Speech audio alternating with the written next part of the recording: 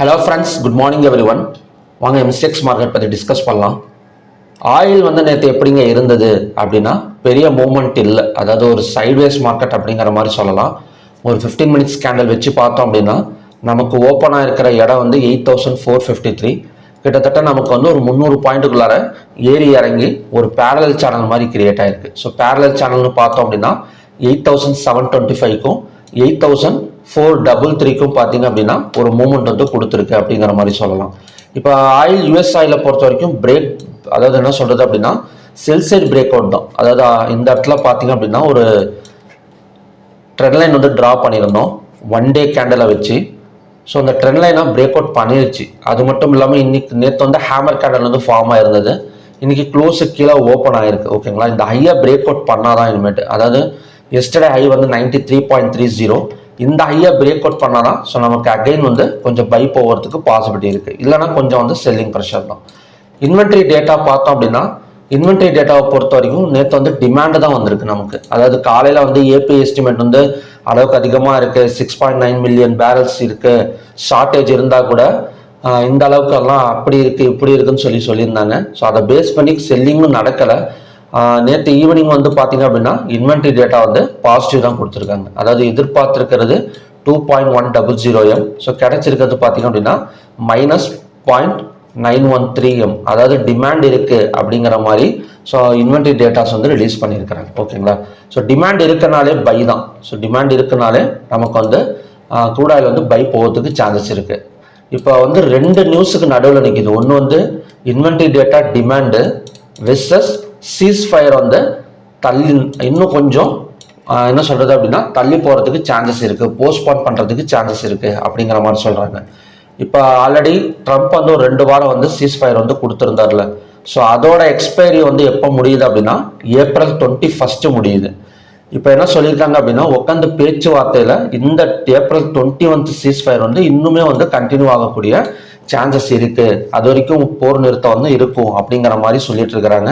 So அது continue ஆனது, இன்னைக்கு உட்காந்து பேச்சுவார்த்தையில் கண்டினியூ ஆனது அப்படின்னா க்ரூட் ஆயில் மறுபடியும் சப்ளை எடுக்கிறதுக்கு சான்சஸ் இருக்கு. இந்தியன் ஸ்டாக்ஸ் கொஞ்சம் மேலே வரதுக்கான சான்சஸ் நிறையவே இருக்கு. ஓகேங்களா, இருந்தாலுமே நம்ம சப்போர்ட் அண்ட் ரெசிஸ்டன்ஸ் பார்க்கறத விட ஸோ அந்த பேரலல் சேனல் பிரேக் அவுட்டை வச்சு பார்த்தோம் அப்படின்னா ஒரு பெட்டர் ரிசல்ட்ஸ் எதிர்பார்க்கலாம். அது எப்படி அப்படின்னா இப்போ ஆல்ரெடி நமக்கு இந்த பேரலல் சேனலுக்குள்ளார தான் போயிட்டு வந்துட்டு இருக்கு. அதாவது 8725 buy side break out point, அதே மாதிரி 8433 sell side break out point.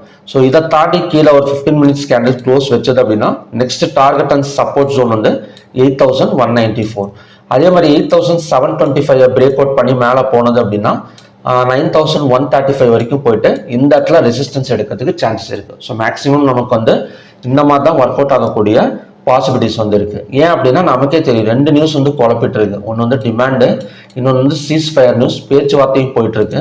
அது மட்டும் இல்லாமல் க்ரூட் ஆயிலோட ஆப்ஷன்ஸ் எக்ஸ்பைரி இன்னைக்கு இருக்கு. ஓகேங்களா, ஸோ எப்படி பார்த்தாலும் வாலட்டிலிட்டி நாம எக்ஸ்பெக்ட் பண்ணலாம். ஸோ ஃபர்ஸ்ட் பிரேக் அவுட் பார்த்துக்கலாம். 8725ங்கிறது பை சைட் பிரேக் அவுட், 8433ங்கிறது sell side break out. So break அவுட்டுக்கு தகுந்த மாதிரி பார்த்துட்டு அதுக்கப்புறம் சப்போர்ட் அண்ட் ரெசிஸ்டன்ஸை எய்ம் பண்ணோம் அப்படின்னா ஒரு ப்ராப்பர் ரிசல்ட்ஸ் கிடைக்கும்.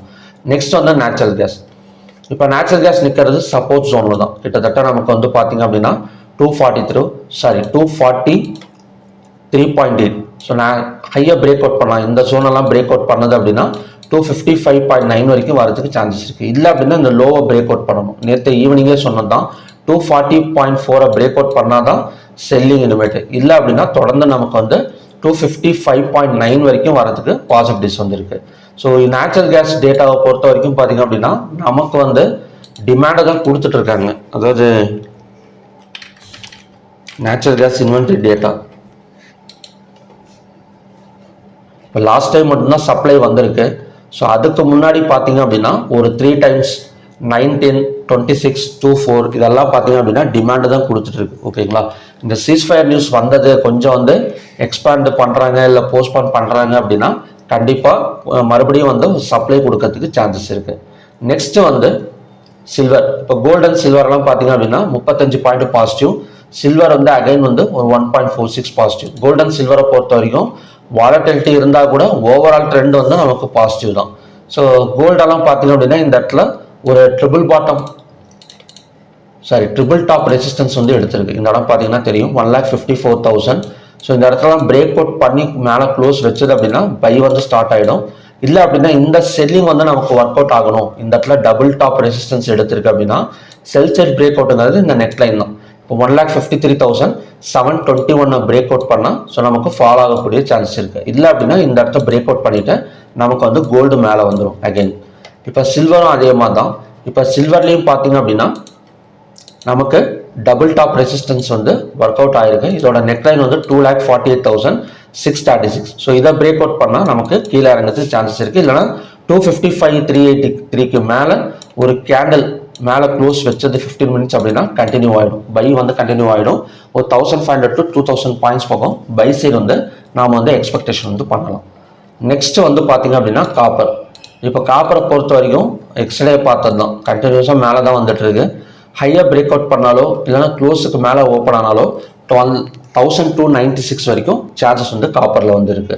ஸோ ஓகே ஃப்ரெண்ட்ஸ், இதான் பார்த்தீங்கன்னா இன்னைக்கான கண்டிஷன்ஸ். க்ரூட் ஆயில் கண்டிப்பாக வாலட்டிலிட்டி இருக்கும். ஹை அண்ட் அதாவது buy side and sell side break out பாயிண்ட்டை ஃபஸ்ட்டு ஃபோக்கஸ் பண்ணிவிட்டு அதுக்கப்புறம் நெக்ஸ்ட் வந்து பார்த்தீங்க அப்படின்னா சப்போர்ட் அண்ட் ரெசிஸ்டன்ஸை வந்து ஃபோக்கஸ் பண்ணலாம். ஏன்னா இந்த இடம் வந்து சப்போர்ட் அண்ட் ரெசிஸ்டன்ஸ் கிடையாது, ஓகேங்களா. ஸோ பேரலல் சேனலில் எப்போவுமே நம்ம வந்து சப்போர்ட் அண்ட் ரெசிஸ்டன்ஸை வந்து யூஸ் பண்ணக்கூடாது, பிரேக் அவுட்டாக தான் நாம் வந்து யூஸ் பண்ணணும். ஸோ இதெல்லாம் எப்படிங்க அவர் ட்ரா பண்ணுறது, அதாவது இந்த பேட்டர்ன் எல்லாம் எப்படி ட்ரா பண்ணுறது அப்படின்னு நீங்கள் நினச்சிங்க அப்படின்னா என்னோட வாட்ஸ்அப் நம்பர் வந்து வீடியோ டிஸ்கிரிப்ஷனில் கொடுத்துருக்கேன். ஸோ அதை மெசேஜ் பண்ணி ஸோ இதுக்கு வந்து பார்த்தீங்கன்னா ரெக்கார்டட் வீடியோஸ் இருக்குது, 21 டைப் ஆஃப் ரெக்கார்டட் வீடியோஸ் இருக்குது, 14 டைப் ஆஃப் சார்ட் பேட்டர்ன் இருக்குது. மொத்தமாகவே அவ்வளோதான் சார்ட் பேட்டர்னே இருக்குது, ஓகேங்களா. ஸோ உங்களுக்கு வேணுங்கிறவங்க மெசேஜ் பண்ணி நீங்கள் வாங்கிக்கலாம். நெக்ஸ்ட்டு வந்து கிஃப்ட் நிஃப்டி போயிடலாம். இப்போ க்ரூட் ஆயில் இறங்க போகுது அப்படின்னா கண்டிப்பாக கிஃப்ட் நிஃப்டி நமக்கு மேலே தான் வரும். ஸோ கிஃப்ட் நிஃப்டி ஒரு 16 பாயிண்ட் பாசிட்டிவில் தான் இருக்குது. நேற்று ஒரு 100 பாயிண்ட் மேலே வந்திருக்கு. ஸோ ஓவராலாக ஒரு சின்ன கேப் அப் விழுகிறதுக்கு சான்சஸ் வந்துருக்கு.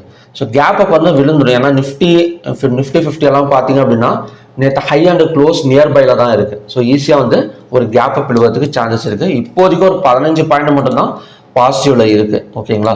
ஸோ இது ஒரு கண்டினியூஷன் ஆகணும். ஒரு 50 பாயிண்ட் 70 பாயிண்ட் ஆச்சு, ஒரு 70 to 80 பாயிண்ட்ஸ் ஆச்சு. ஒரு கண்டினியூஷன் கொடுத்தது அப்படின்னா ஒரு கேப் அப் ஓப்பனிங், அது அப்படி இல்லைன்னா கூட ஒரு ஃப்ளாட் மார்க்கெட் ஓப்பனிங் நடக்கும். இப்போ இதுலேருந்து கொஞ்சம் மைனஸ் ஆனது அப்படின்னா ஒரு ஃப்ளாட் மார்க்கெட் ஓப்பனிங் நடக்கும். ஸோ ஓவராலாக நமக்கு வந்து பாசிட்டிவ் சைடு தான் இண்டிகேஷன். ஒரு ஃப்ளாட் மார்க்கெட் ஓப்பனிங் நடந்தால் கூட சென்செக்ஸ் எக்ஸ்பைரி கொஞ்சம் கீழே இறங்கினா கூட மறுபடியும் நமக்கு வந்து மேலே தான் வரும் மார்க்கெட்டை பொறுத்த வரைக்கும். ஏன் அப்படின்னா நமக்கு வேர்ல்டு ஸ்டாக் எக்ஸ்சேஞ்ச் ஸ்ட்ராங்காக இருக்குது. MSCI பார்த்தோம் அப்படின்னா ஒரு 4 பாயிண்ட் பாசிட்டிவில் போயிட்டு இருக்கு, 0.09%. ஸோ நேற்று நமக்கு வந்து ஒரு கிரீன் கலர் கேண்டில் ஃபார்ம் தான்.